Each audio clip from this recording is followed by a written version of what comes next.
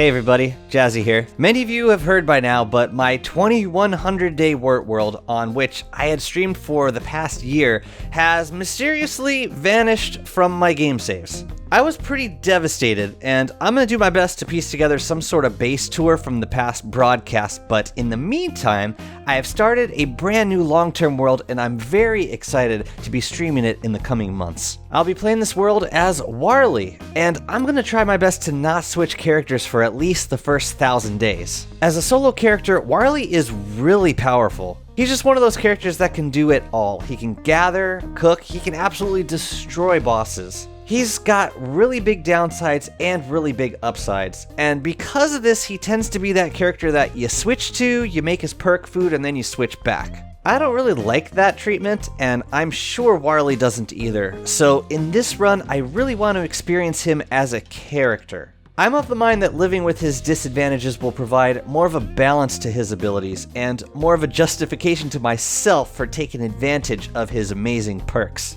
While I stream this world, I'm going to try to make synopsis videos to keep you in the loop with my progress. So if you don't like watching Twitch streams or hours of past broadcasts, you can catch up with these videos, but I should tell you, if you were looking for an opportunity to start following the streams, now would be a pretty good time. Come hang out, be part of the very beginning of this world, which will hopefully last for thousands of days.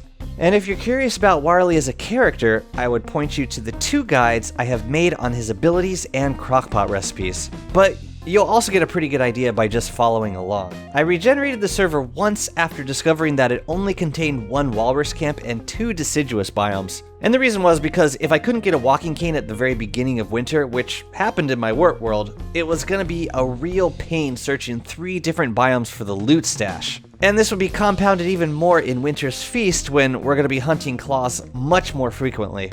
So I opted to regenerate once, and I'm more than willing to do this for a world that I plan to spend thousands of days on. My first autumn was spent mapping out the overworld. I decided not to rush the ruins with WARLY, and I did this for 2 reasons. First, WARLY's hunger and health can be a real pain to manage in the ruins because you got less access to food. And second, the ruins loot did not seem as important as getting a Volt Goat farm set up as quickly as possible.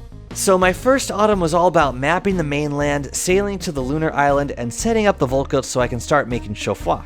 One of the common misconceptions about WARLY's character is that you need to have variety in your diet, but this is not always necessary. WARLY remembers his meals for 2 days, but on a full belly he can last for almost 3 days without eating. So as long as you eat large meals to get full only when your belly is empty, you don't really have to stress this cooldown. I love meaty stew, so I would slam 2 when starving, and then I'd be good for a couple days. If I wanted to be more efficient, I could eat a stew and then meatballs when my hunger gets down to about 40, and both will have been forgotten by the time my hunger gets back down.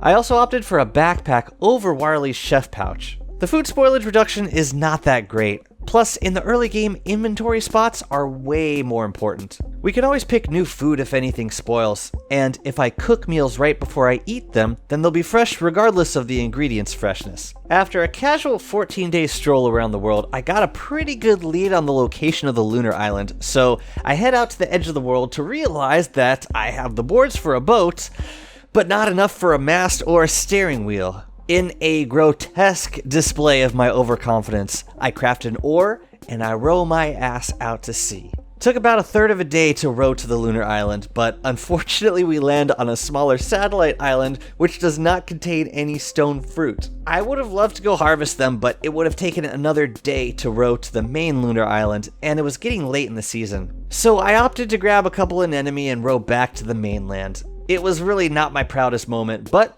we got the main thing that we came for. Now typically with this automatic goat pen, for which Lochnish has an excellent video, you want to telelocate a safety goat far away from the herd. This will ensure that the herd does not get destroyed when the last remaining goat gets killed on the anemone. Since we don't have the luxury of purple gems on day 18, I'm just gonna make a little holding cell and herd a safety goat over there. This works if you pull them away fast enough, and the herd will not notice the missing goat. As long as the other goats don't get too close, they'll update their herd location completely independently. Oh yeah, you can put walls on world edges and corners now. That's a recent update, and it makes it really useful for building pens like these. Early winter was the typical Mac tusk hunting. No luck with the tam on the first round, but we got our walking cane. Went Klaus hunting and fought him on day 27. We had a moleworm fall asleep right next to the loot stash during Klaus's second phase, and the two objects actually stopped him from lunging at me. Because he stayed targeted on me, he never killed the moleworm. It was kind of amazing. Thanks for the cheese, moleworm. He only demanded a single red gem for services rendered. I doubt that I will ever be able to recreate this strategy.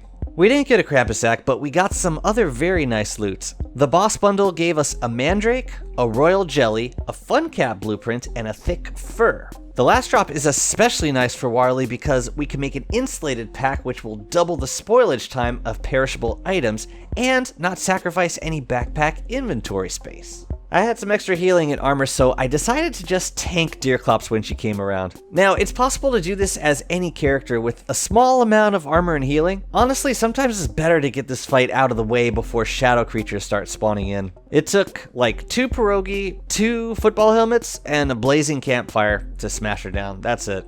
In spring, it was time for Beequeen. Now for Beequeen, I'm going to use 3 of WARLY's special dishes. Glowberry mousse for light, fish cordon bleu for rain protection, and Volt goat jelly for OP damage. Only trick with this was to start the fight during a rain so the mobs will be wet, and receive the most damage from electric attacks. The fight went pretty well. I used about 4 pierogis, a couple healing salves, 18 pan flute uses, 1.5 marble suits, and a beekeeper hat. Counting the pan flute at Glommer, the 3 mandrakes from the forest, and the extra mandrake I got from Klaus, that makes 5 available pan flutes. And I am more than happy to use them liberally for this fight, which is a very important fight for WARLY. The Beequeen crown we'll need for Fuel Weaver, the jelly beans will be my main source of healing in the ruins, and those bundling wraps are going to expand our inventory space and allow us to prepare tons of food in advance, which is an absolute game changer. The rest of spring was spent scouting out the general location of the ruins in the caves and killing Miskis. I can use all the duck meat for meaty stews, and the down feathers will eventually be used to make weather panes. Summertime is down into the caves and straight for the ruins. The wilds biomes had some really nice generation. There was this giant field of banana trees pretty far away from the monkeys, and dozens of eel ponds not surrounded by nightmare fissures. I will definitely be setting up a base around here later on because it's going to be an excellent place to quickly gather food. You typically get 2 separate ruins branches from the village biomes, and sometimes they can be a ways apart, but these ruins seem to be pretty well generated. I'm excited that I finally get to use Glowberry Mousse to its full potential. It gives you this light radius for 2 whole days, which is amazing, and the recipe is pretty cheap. I really appreciate that it allowed me to keep fighting while wearing a helmet without needing to drop my lantern down. I'm using dark swords for weapons, football helms for armor, and a combination of jelly beans and bat for healing. Probably the only time you are actually hurting for yellow gems is the first time you clear, so of course the game would give me 7 greens and 2 yellows from clearing the entire ruins. Regardless, it will be enough to craft a Magiluminescence and Starcaller staff. Let's go murder Ancient Guardian. It was not my cleanest fight, and the cherry on top was the stupid spider stole my kill and spawned the ornate chest right on the spider creep. The loot was also very underwhelming, but I'm glad we got a Thulecite suit. I'm gonna save that for Fuel Weaver. Back at the station, I make 3 lazy explorers, a lazy forager, a construction amulet, and a bunch of Thulecite crowns. Then it's back up to the surface for Second Autumn. Next time we're going to get to work on assembling the suspicious marble statues, fighting the shadow pieces, and hunting for the atrium. Thanks so much for the fun and stressful year 1 with WARLY. I hope you enjoyed the recap, and come join the stream next time if you can. I'd love to see you. Take care.